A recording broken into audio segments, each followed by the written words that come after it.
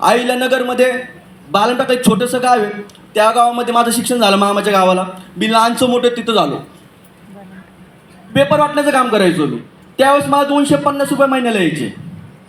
250 रुपये. वडील ड्रायव्हर होते. एक मारवाडी व्यक्ती होते गावातले, त्यांच्या गाडीवरती ड्रायव्हर होते. आई शेतात कामाला जाते, 2 बहिणी आणि मी, असं आमचं छोटंसं कुटुंब. ज्यावेळेस मी पेपर वाटायला जायचो त्यावेळेस 7ला, लक्षात ठेवा मी काय बोलतोय. याच्यानंतर मी तुम्हाला एक प्रश्न विचारल, त्या प्रश्नाचे उत्तर तुम्हाला द्यायचे. बरोबर 7ला म्हणजे 7ला मला बस स्टॉपवरती हजर राहायला लागायचं. आणि जर 5 मिनिटंही लेट झाला की ती बस तिथून निघून जायचं आणि त्या बसच्या पाठीमागे मला सायकलनी पुढच्या स्टॉपला तिथं पोहोचावं लागायचं, तेव्हा ते मला पेपर भेटायचे. त्यामुळं काहीही झालं तरी मला 7ला हे वाटत असताना काय व्हायचं, शाळेतून सकाळी शाळेतल्या मुली वगैरे जायच्या, त्या माझ्याकडे तोंडाकडे बघायच्या, माझ्यावरती हसायच्या. आता बरोबर आहे थोडंफार, आता मला पण तेव्हाच काय काय वाटायचं, पण परिस्थिती होती ना. बरोबर, परिस्थिती माणसाला अक्कल शिकवते, परिस्थिती माणसाला जबाबदार शिकवते, तुमचं कर्तव्य शिकवते. तीच परिस्थिती मला शिकवली. कारण मुलींनी जरी माझ्यावरती हसले, जरी मला ते नाव ठेवत असतील, तरी मला दुसरं काही ऑप्शन नव्हतं. माझ्यासाठी ती 250 रुपये खूप महत्त्वाचे होते त्यावेळेस. तर मग ह्या अशा काही गोष्टी होत्या. आणि शाळेत फी वगैरे राहायची. मग ती फी मी म्हणजे पहिल्यापासून मी स्वावलंबी, खूप मी स्वाभिमानी आहे की माझा खर्च मीच करायचा किती काय असलं तरी. मग एवढं करून या 250 रुपये माझं त्यावेळेस पण काही भागत नसायचं. मग असं कुठं काय गावात नवरात्री वगैरे असेल, कुठं गावात मंदिरात कुठला कार्यक्रम असेल, यात्रा असेल, तर मग त्या देवीसमोर बाहेर बसायचं. मग ते होमात टाकायचे नारळ, ते दुकानदाराकडनं घ्यायचे, ते विकायचे आणि मग उरलेलं प्रॉफिट घेऊन वगैरे सगळं त्याला द्यायचं. मग जे काय पैसे उरतील ते आपले.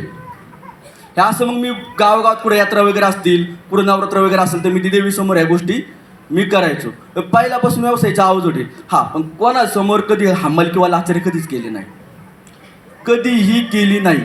जे काय करायचंय ते स्वाभिमानानेच करायचं. कारण आपले छत्रपती शिवाजी महाराज काय सांगतात, राज्य छोटं का असावं पण ते स्वतःचं असलं पाहिजे. लक्षात घ्या, आपला मराठी माणूस व्यवसायात आला. आपल्या आईवडिलांनी, आपल्या पंजोबांनी आपल्याला काय सांगितलं, मराठी माणूस व्यवसाय करू शकत नाही. बरोबर, हे सांगितलं. अजूनही आपले वडील पारिजोत जे आजोबा पंजोबा जे असतील, आपल्या घरातले जे वडील पारिजोत जे असतील, ते आपल्याला काय सांगतात की मराठी माणूस व्यवसाय करू शकत नाही, पण मराठी माणूस व्यवसाय करू शकतो. हे कुणी दाखवलेलं आहे आपल्याला, छत्रपती शिवाजी महाराजांनी. छत्रपती शिवाजी महाराजांनी काय केलं, मी भरपूर कार्यक्रम जातो, भरपूर कॉलेज जातो, मी लोकांना प्रश्न विचारतो, पोरांना प्रश्न विचारतो की छत्रपती शिवाजी महाराजांनी काय केलं. ते म्हणतात स्वराज्य स्थापन केलं. बरोबर, काय केलं छत्रपती शिवाजी महाराजांनी. त्याच्या व्यतिरिक्त छत्रपती शिवाजी महाराजांचा इम्पोर्ट एक्सपोर्टचा बिझनेस होता. हे तुम्हाला माहिती आहे का. आपल्या राज्यातून परराज्यात जहाजाने माल जायचा त्यावेळेस.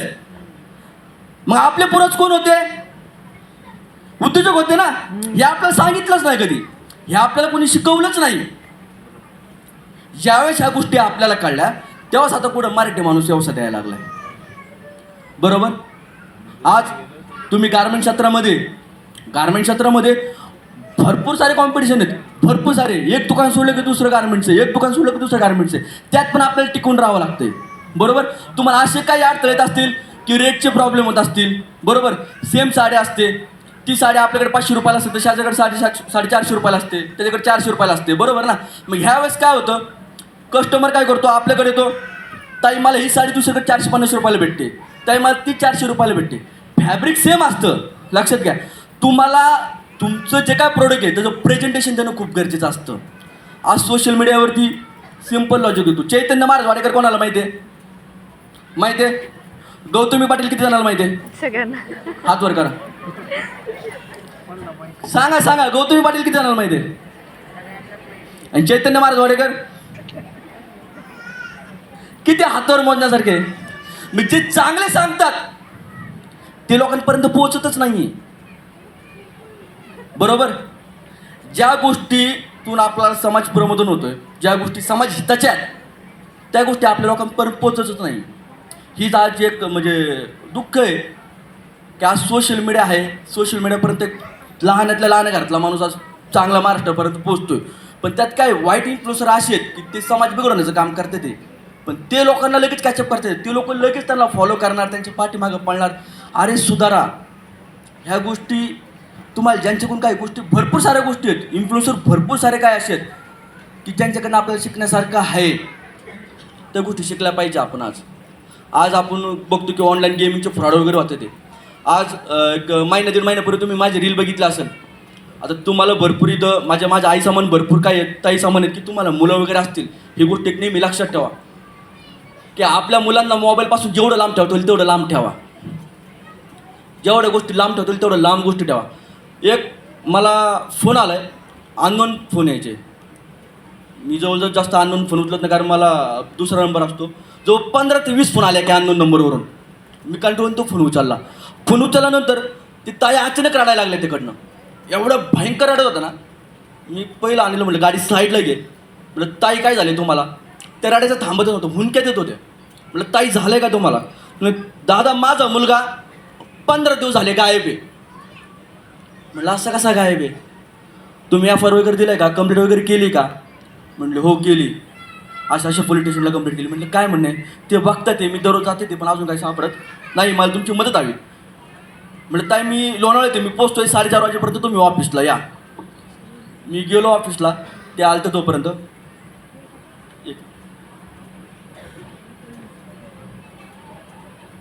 मी ऑफिसला गेलो तोपर्यंत ते आलत्या. आल्यानंतर सुद्धा म्हणजे मला सख्खा भाव, म्हणजे माहीत नाही, मी त्यांना फर्स्ट टाईम वगैरे बघितलं, पण त्यांनी एक भाव, त्यांना असं माझ्यात काय दिसलं काय माहीत नाही, त्यांनी मला मिठी मारली आणि रडायला लागला की म्हणजे दादा आज मला तुमची खरंच गरज आहे. म्हटलं ताई नीट सांगा आणि व्यवस्थित सांगा मला काय झालं. तुम्ही दादा माझा 15 वर्षाचा मुलगा आहे, तो आज 15 दिवस झाले घरातून गायब आहे. म्हटलं कसं काय गायब आहे, काय झालं? म्हणजे गणपतीची आरती केली आणि खेळायला म्हणून बाहेर गेला आणि परत घरी आला नाही.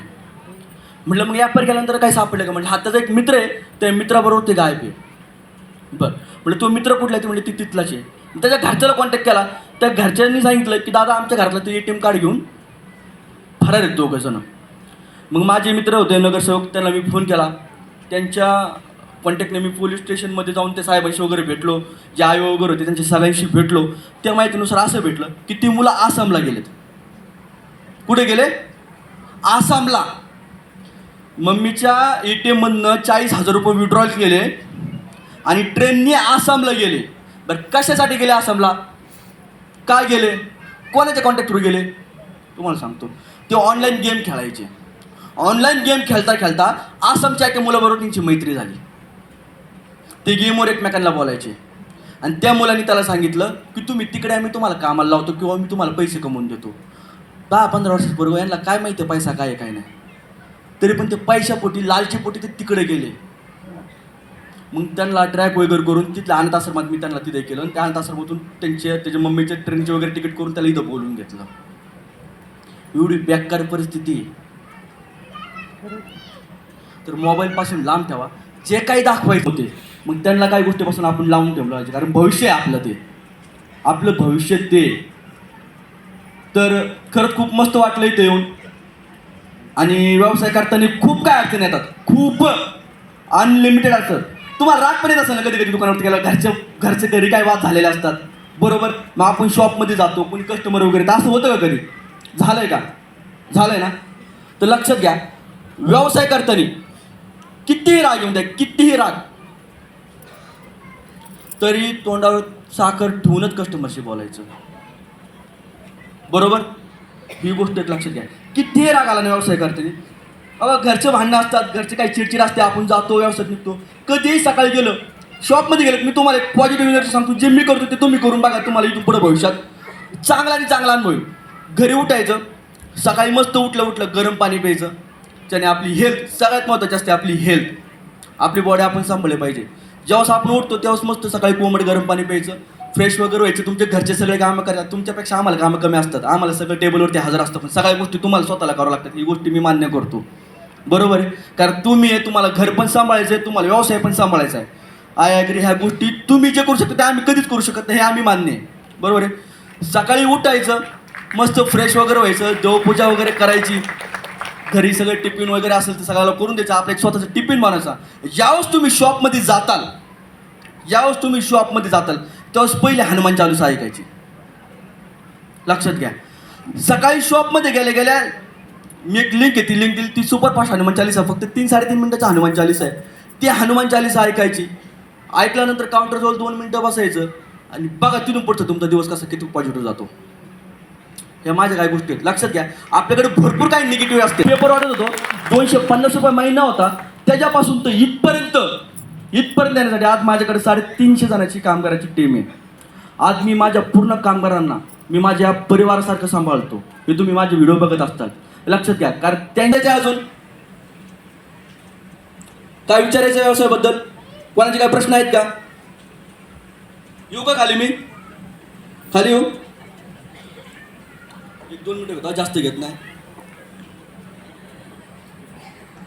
कोणाला विचारायचं?